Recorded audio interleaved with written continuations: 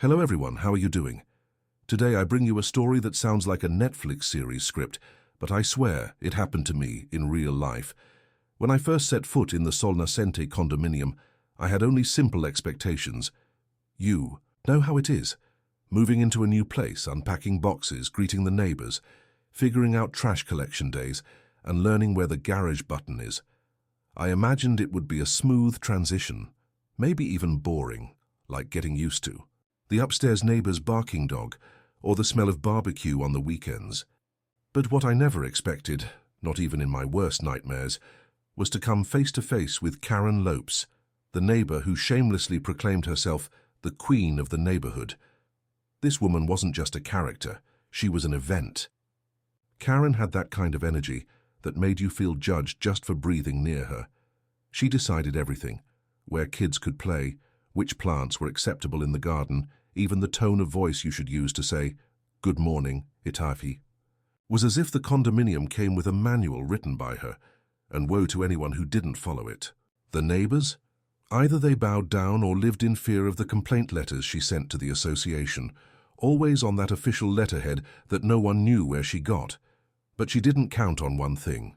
I had arrived with a secret up my sleeve, something that, with all her royal attitude, she could never have imagined.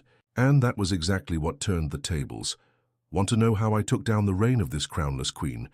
Then stay with me until the end, because this story has twists you won't see coming.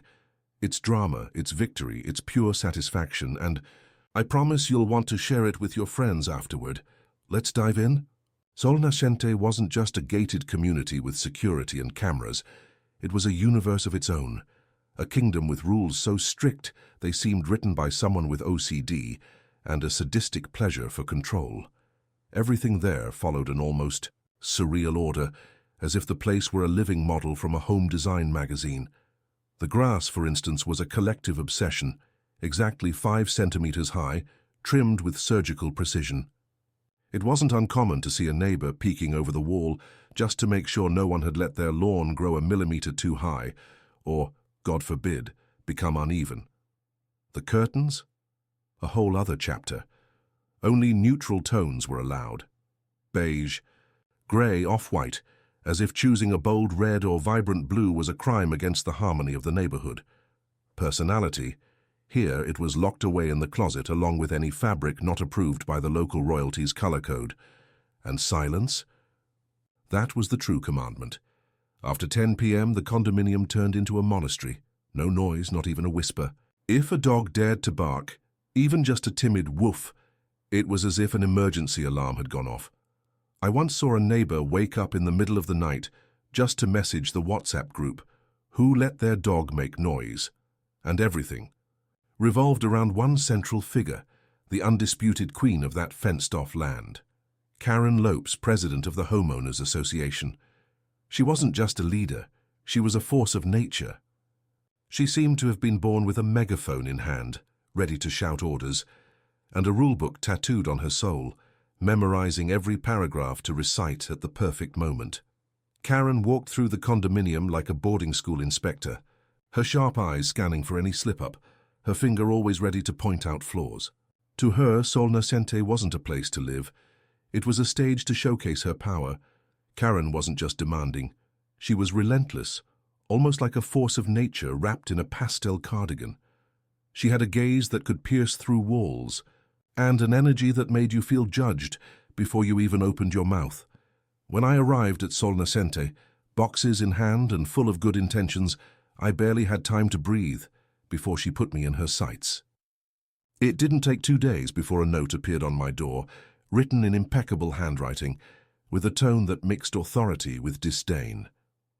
"Your fence is misaligned with the standard," it said.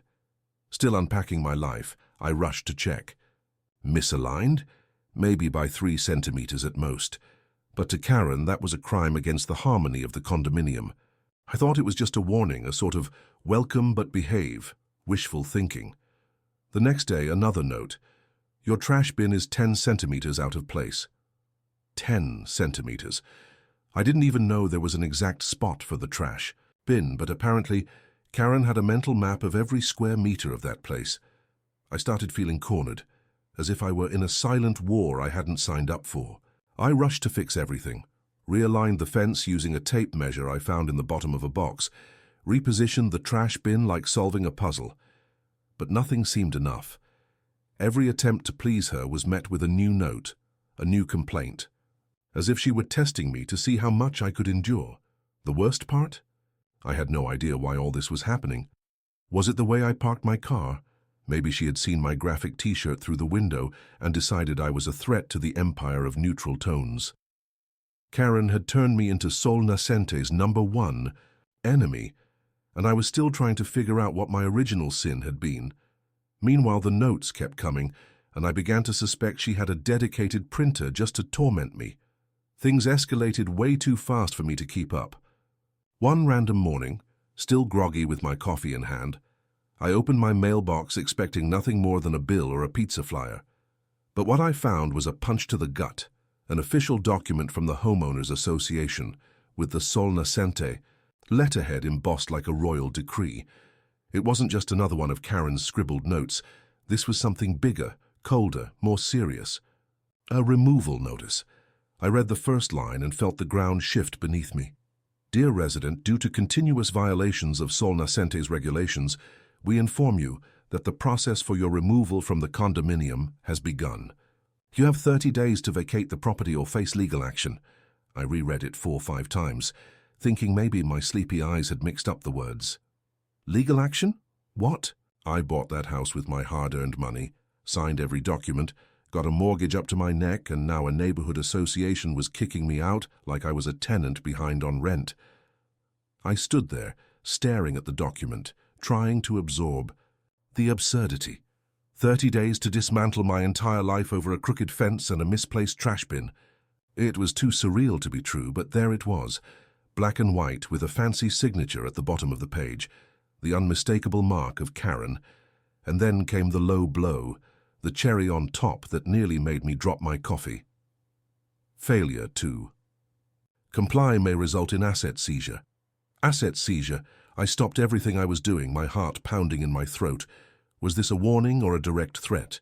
My fridge, my couch, my car, were they going to send a moving truck to take everything away just because I didn't fit into Karen's perfect world?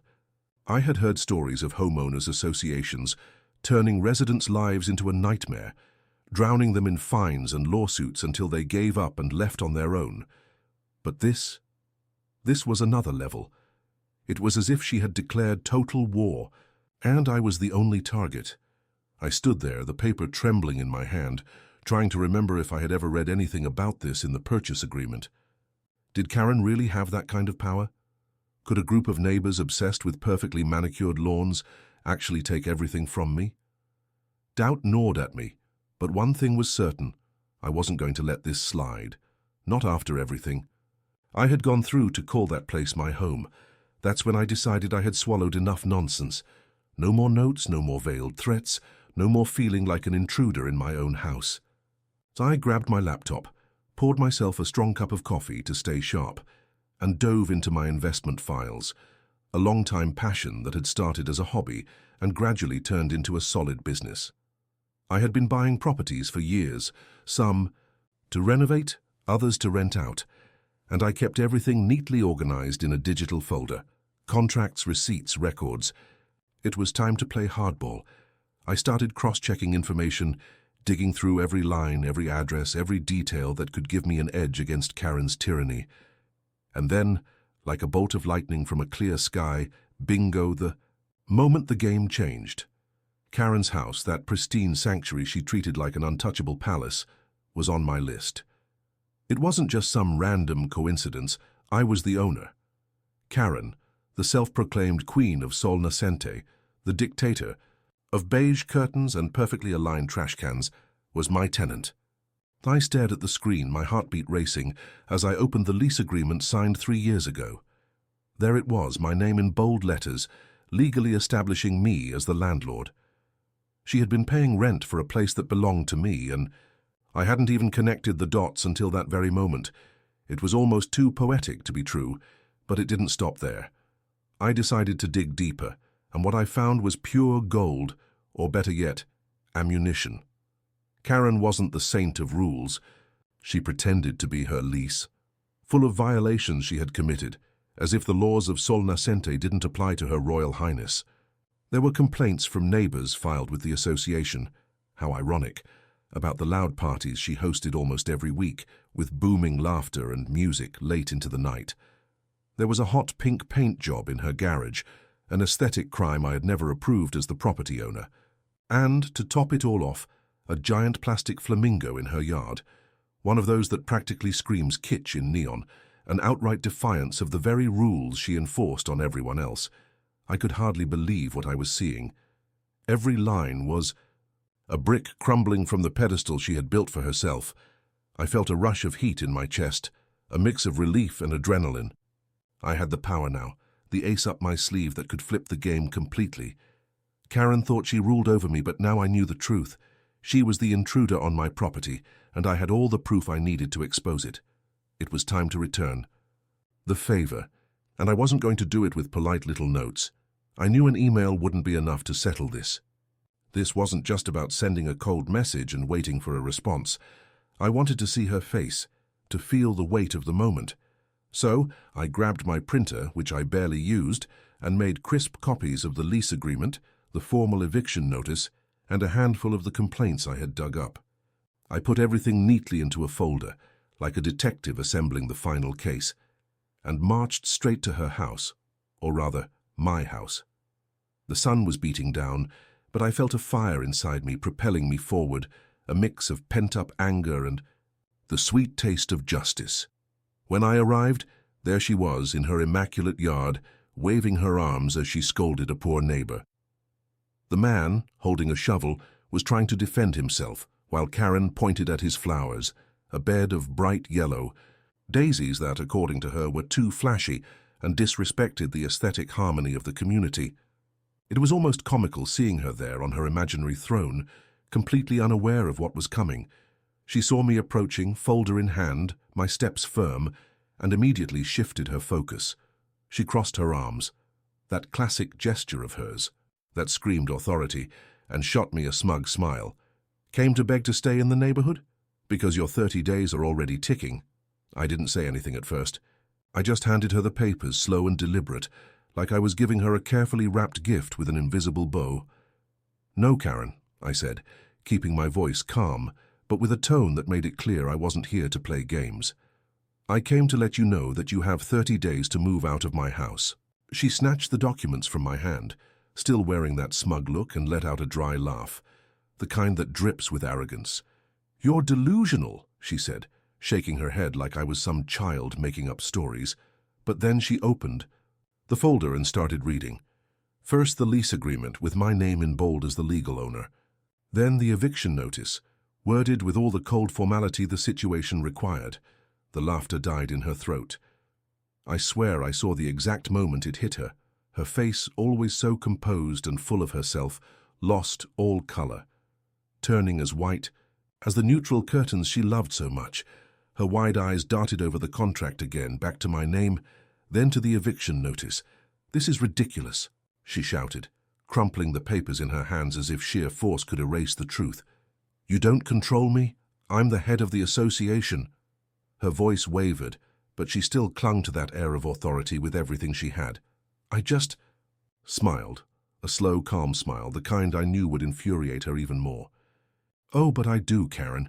You tried to kick me out of the neighborhood thinking I was just another tenant you could stomp on. But guess what? The house you call yours, it's mine. I'm your landlord, and now the one with 30 days to pack up and leave is you.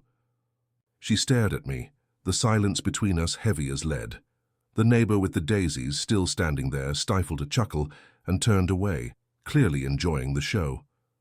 Karen opened her mouth to argue, but nothing came out. For the first time, the Queen of Sol Nascente was speechless, and I knew this was only the beginning of my victory. Karen wasn't the type to throw in the towel and move on. No, she was the kind who clung to defeat with tooth and nail, even when the deck was gone. And she was only holding imaginary cards. The ink had barely dried on the eviction papers when she was already on her phone, dialing the police as if it were a life-or-death emergency. She's doing an illegal eviction. "Get here now, for God's sake," she screamed, her voice so high-pitched and frantic that I could almost picture foam dripping from the corner of her mouth like a rabid dog. On the other end of the line, I could imagine the dispatcher rolling their eyes, but she didn't stop. Her monologue was Oscar-worthy, full of drama and accusations. Meanwhile, I stayed calm, organizing my stack of documents like someone setting the table for an important dinner. Everything was there: signed contracts, notifications sent with proof of receipt, official notary stamps gleaming in official blue. It was my armor, and I knew it was impenetrable. The police arrived about 20 minutes later, two uniformed guys with the look of men who just wanted to finish their shift in peace.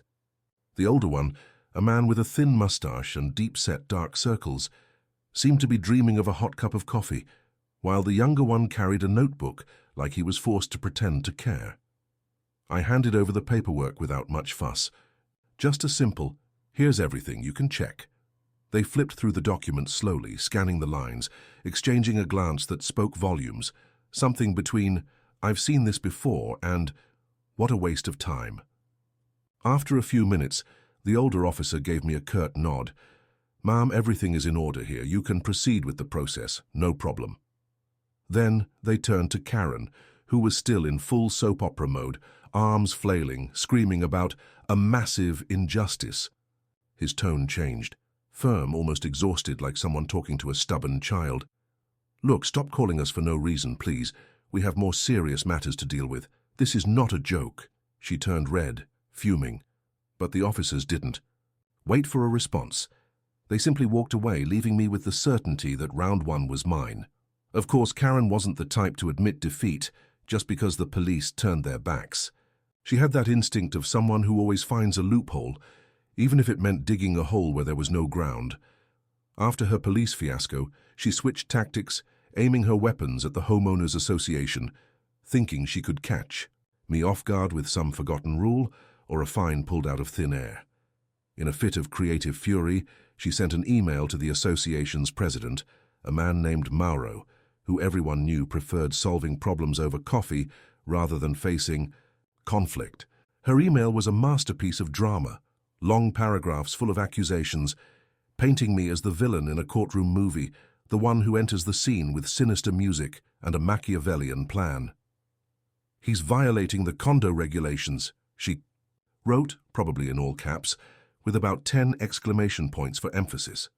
She even cited some obscure clause about disturbing the peace, as if I were throwing wild rave parties in my backyard.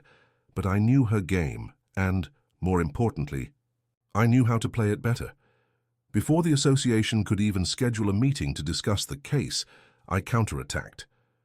I wrote a formal letter, the kind you read and instantly feel the weight of seriousness.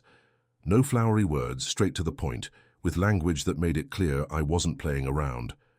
Any attempt at undue interference will be treated as harassment, and I have the legal means to prove it, including registered documents and witnesses if necessary. I attached copies of everything, contract notifications, even the notary receipt, a package so solid it might as well have been a brick dropped on their desk. The association, already wary of Karen's constant complaints, but also unwilling to deal with legal trouble, found itself in a tight spot. Mauro must have read my letter, scratched his head and thought, "Better not mess with this hornet's nest." In the end, they swallowed their frustration, filed her email away and left me alone. Karen, poor thing, lost another battle, and I didn't even have to raise my voice to win. Finally, the big day arrived, the moment I had been waiting for. Since our first clash, the official eviction. The sheriff showed up promptly at 9 a.m. like a Swiss watch. His uniform was spotless, his badge gleaming in the sunlight, and his boots so polished they almost reflected the sky. His expression, a mix of boredom and resignation, like a man who had long since lost count of how many identical circuses he had to dismantle. I stood on the sidewalk, arms crossed, watching everything with the calm of someone who knew victory was guaranteed. But Karen? Oh, she wasn't about to leave this stage without delivering the biggest performance of the season. She stood on the porch, stiff as a war statue, arms crossed so tightly she looked like she might crush her own shoulders. "This is an injustice. I have rights," she screamed, her voice echoing throughout the neighborhood, trying to summon an audience of nosy neighbors peeking through their curtains. It was pure theater, but no one was there to applaud. The sheriff, with the patience of a saint and the firmness of a man who doesn't negotiate with drama, didn't even blink. He climbed the porch steps, his belt jingling with every step, and said in a dry tone, "Ma'am, please take your belongings and vacate the property. It's time." There was no room for crying, pleading, or anything else. It was an order, period. Karen, of course, tried to resist. She stayed there ranting about abuse of power and lack of humanity, but the sheriff's gaze never wavered. After a few minutes of monologue, she realized she had no way out. Muttering under her breath, she went inside and started dragging her things out. First came the hot pink suitcase, so loud it practically screamed louder than she did.